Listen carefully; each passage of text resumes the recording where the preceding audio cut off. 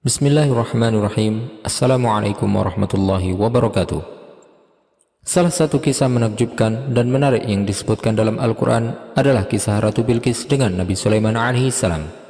Kita tentunya pernah mendengar tentang nama Bilqis sebagai Ratu Negeri Saba yang disebutkan tanpa namanya dalam Al-Quran, tetapi jarang yang mengetahui tentang rincian kisahnya dan tentang detail biografinya. Siapakah Bilqis itu? Dan bagaimanakah dia bisa menjadi seorang ratu agung sebagaimana yang dia dapatkan? Benarkah bahwa Nabi Sulaiman alaihissalam akhirnya menikahinya? Silakan simak video ini sampai selesai untuk mendapatkan jawabannya.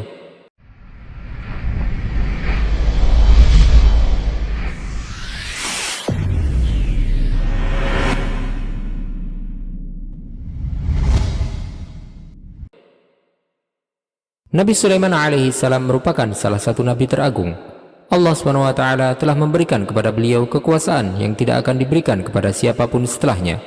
Beliau mampu untuk menaklukkan jin dan setan, serta menundukkan angin untuk melayani beliau, dan membawanya kemanapun beliau inginkan. Beliau juga mampu untuk memahami bahasa-bahasa binatang, dan memerintahkan kepada mereka untuk juga melayani beliau. Beliau memiliki pasukan yang terdiri dari berbagai jenis binatang, serta pasukan dari bangsa jin dan setan yang tak tertandingi. Pada suatu hari, Nabi Sulaiman alaihissalam tengah memeriksa pasukan beliau seperti biasanya. Tetapi beliau tidak menemukan burung hudhud dalam pasukan yang beliau periksa. Padahal tidak ada satupun yang berani untuk tidak hadir menghadap ke Nabi Sulaiman alaihissalam, karena mereka takut hukuman yang akan mereka terima. Nabi Sulaiman alaihissalam pun marah terhadap burung hudhud dan berniat untuk menghukumnya, serta menjadikannya pelajaran bagi yang lain. Kecuali jika hudhud memiliki alasan yang diterima atau karena hal penting yang tidak bisa ditinggalkan. Tak lama setelah itu, akhirnya datanglah burung hudhud. Nabi Sulaiman alaihissalam pun memanggilnya dan dia pun datang. Nabi Sulaiman alaihissalam bertanya kepadanya, "Apa yang membuatmu terlambat, wahai hudhud?" Dia pun menjawab, "Wahai Nabiullah, Allah telah menampakkan kepadaku sesuatu yang belum engkau ketahui. Aku baru saja datang dari sebuah kerajaan yang dikenal dengan nama Negeri Saba. Dan aku melihat bahwa yang memerintah mereka adalah seorang perempuan. Aku juga mendapati bahwa kaum tersebut menyembah matahari.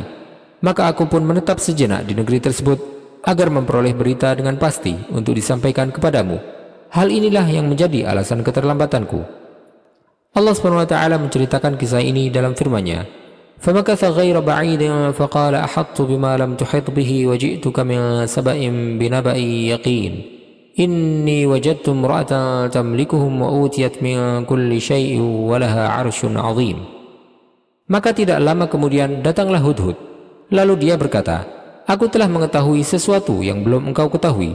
Aku datang kepadamu dari negeri Saba membawa suatu berita yang meyakinkan. Sungguh kudapati ada seorang perempuan yang memerintah mereka, dan dia dianugerahi segala sesuatu serta memiliki singgasana yang besar." Disebutkan bahwa kerajaan Saba terletak di Yaman. Raja mereka sebelumnya adalah Hadhad bin Syurahbil, tetapi raja tersebut hanya memiliki satu anak perempuan yang bernama Bilqis. Ketika raja tersebut meninggal, dia pun mewariskan kekuasaannya kepada putrinya tersebut, karena dia tidak memiliki anak laki-laki. Setelah Bilqis menduduki tahta kerajaan Saba, kaumnya pun mengingkari hal tersebut. Mereka meremehkan dan merendahkan ratu baru itu. Sayangnya, berita tentang tidak disukainya ratu baru tersebut di kalangan rakyatnya sampai terdengar di telinga orang-orang yang ingin menguasai negeri Saba. Maka mereka pun semakin bersemangat untuk menguasai negeri tersebut. Bilqis sampai mendengar bahwa ada seorang raja di negeri Yaman yang bernama Amr bin Abrahah berencana untuk menguasai kerajaannya. Bilqis pun kemudian menyamar memakai pakaian laki-laki, kemudian keluar dari istana menuju ke tempat raja tersebut. Sesampainya di sana, Bilqis menyamar kembali menggunakan pakaian seorang wanita penggoda dan mendatangi Raja Amr bin Abrahah. Raja tersebut menerima kedatangan Bilqis, dan Bilqis pun melayaninya dengan menuangkan khamr sampai raja itu mabuk. Raja itu pun menikmati minuman yang dituangkan oleh Bilqis karena menyangka bahwa Bilqis sedang menggodanya. Ketika raja itu mabuk berat, Bilqis pun kemudian membunuhnya.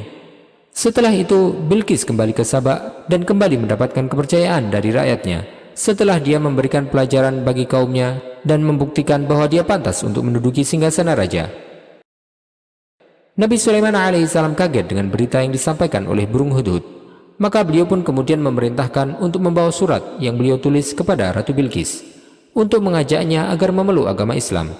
Dalam surat tersebut, Nabi Sulaiman alaihissalam mengingatkan kepada Bilqis agar tidak menentangnya dan tunduk kepada beliau agar mereka selamat.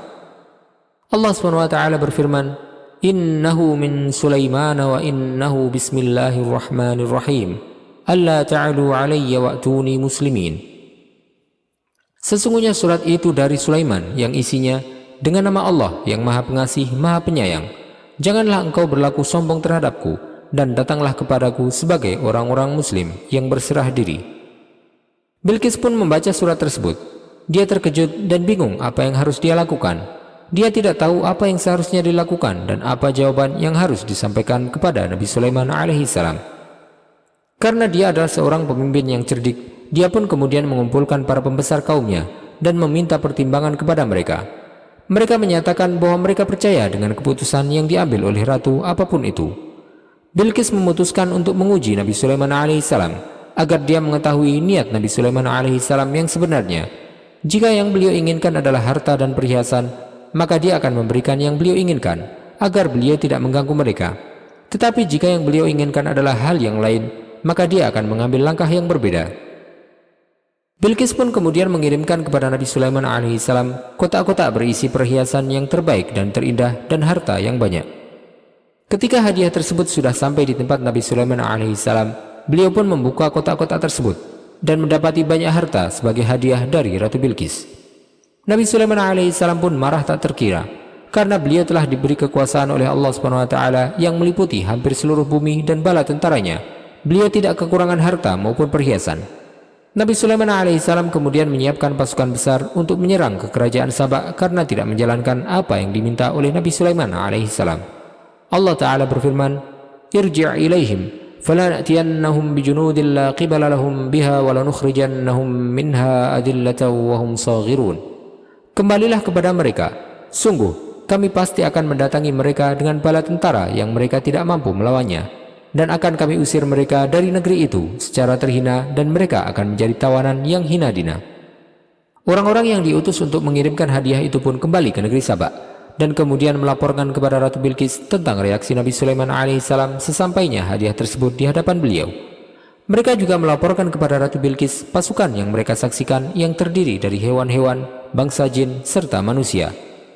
Bilqis pun mengkhawatirkan kerajaan dan rakyatnya. Dia kemudian bersegera untuk menyiapkan tunggangannya dan pergi bersama para pengawalnya untuk menghadap langsung kepada Nabi Sulaiman alaihissalam.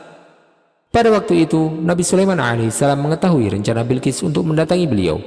Maka beliau pun berniat untuk menunjukkan kekuasaan Allah SWT yang telah diberikan kepada Nabi Sulaiman alaihissalam. Nabi Sulaiman kemudian meminta kepada yang hadir di hadapan beliau untuk mendatangkan singgasana Ratu Bilqis. Salah satu jin terkuat pun kemudian menawarkan kepada Nabi Sulaiman alaihissalam bahwa dia mampu untuk mendatangkan singgasana Bilqis sebelum beliau bangkit dari tempat duduknya. Tetapi Nabi Sulaiman alaihissalam menginginkan agar singgasana tersebut dibawa dalam waktu yang lebih cepat. Maka kemudian salah satu menteri Nabi Sulaiman alaihissalam menawarkan diri bahwa dia mampu untuk mendatangkan singgasana itu dalam sekejap mata. Disebutkan bahwa menteri tersebut mampu untuk menandingi kekuatan jin Ifrit karena dia mengetahui Ismullahil A'zam, nama Allah yang paling agung, sehingga dia pun berdoa dengan nama tersebut dan doanya pun dikabulkan seketika. Akhirnya Nabi Sulaiman alaihissalam menerima tawaran itu.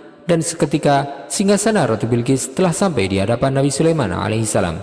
Beliau kemudian memerintahkan untuk meletakkan singgasana tersebut di samping istananya. Allah Ta'ala berfirman, "Qala alladhi 'indahu 'ilmun minal kitabi ana atika bihi qabla an yartadda ilaika tarfuk." Seorang yang mempunyai ilmu dari kitab berkata, "Aku akan membawa singgasana itu kepadamu sebelum matamu berkedip." Nabi Sulaiman alaihissalam kemudian memerintahkan kepada bawahannya untuk merubah sedikit dari singgasana Bilqis yang telah dihadirkan tersebut. Hal itu beliau lakukan untuk menguji Bilqis. Sesampainya Bilqis ke kerajaan Nabi Sulaiman, beliau pun menyambutnya dan membawanya ke tempat diletakkannya singgasananya.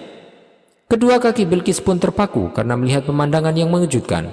Nabi Sulaiman alaihissalam bertanya kepadanya, "Apakah ini singgasanamu?" Bilqis pun menjawab, "Sepertinya itu adalah singgasanaku." Kemudian Nabi Sulaiman alaihissalam mengajak Bilqis ke istananya. Istana beliau merupakan istana terindah yang pernah ada. Di dalamnya terdapat ruangan yang terbuat dari kaca, yang di bawahnya terdapat air yang mengalir. Ketika memasuki ruangan tersebut, Bilqis pun menyingkap kedua kakinya. Nabi Sulaiman alaihissalam kemudian tersenyum dan berkata, Lantai tersebut hanyalah kaca dan engkau tidak perlu untuk mengangkat pakaianmu ketika melewatinya. Bilqis pun merasa takjub dengan kerajaan yang dimiliki oleh Nabi Sulaiman alaihissalam dan kekuasaan yang diberikan oleh Allah SWT kepada beliau. Dia pun juga kemudian menyadari bahwa mereka telah berbuat zalim ketika mereka menyembah matahari dan berhala, serta melakukan perbuatan syirik kepada Allah SWT. Bilqis kemudian menyatakan bahwa dia beserta kaumnya telah masuk Islam dan bertaubat kepada Allah SWT. Adapun tentang pernikahan Bilqis dengan Nabi Sulaiman alaihissalam, hal tersebut tidak disebutkan baik dalam Al-Quran ataupun dalam Sunnah. Sedangkan kita mengetahui bahwa Allah SWT berfirman dalam surat An-Naml bahwasanya perkataan terakhir yang diucapkan oleh Ratu Saba tersebut adalah sebagaimana yang Allah SWT sebutkan dalam firman-Nya. Qalat rabbi inni zalamtu nafsi wa aslamtu ma'a Sulaiman lillahi rabbil alamin. Bilqis berkata, "Ya Tuhanku, sungguh aku telah berbuat zalim terhadap diriku. Aku berserah diri bersama Sulaiman kepada Allah, Tuhan seluruh alam." Ini adalah kisah terakhir yang disebutkan oleh Allah SWT dalam Al-Quran berkenaan dengan Ratu Saba. Hasil dari kunjungan bersejarah ini adalah Islamnya Ratu Saba yang juga meniscayakan tersebarnya agama Tauhid di seluruh penjuru negeri Saba. Sedangkan berita tentang pernikahan Nabi Sulaiman alaihissalam dengan Bilqis berasal dari riwayat-riwayat Israiliyat yang tidak bisa kita pastikan kebenarannya.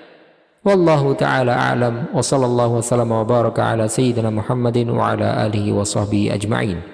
Jika Anda menyukai video ini, silahkan klik tombol like dan juga subscribe channel ini sebagai bentuk dukungan kepada kami untuk dapat menyajikan video-video bermanfaat lainnya kepada Anda. Dan jangan lupa untuk bagikan kepada orang lain agar video ini dapat memberikan manfaat lebih luas bagi kaum muslimin. Wassalamualaikum warahmatullahi wabarakatuh.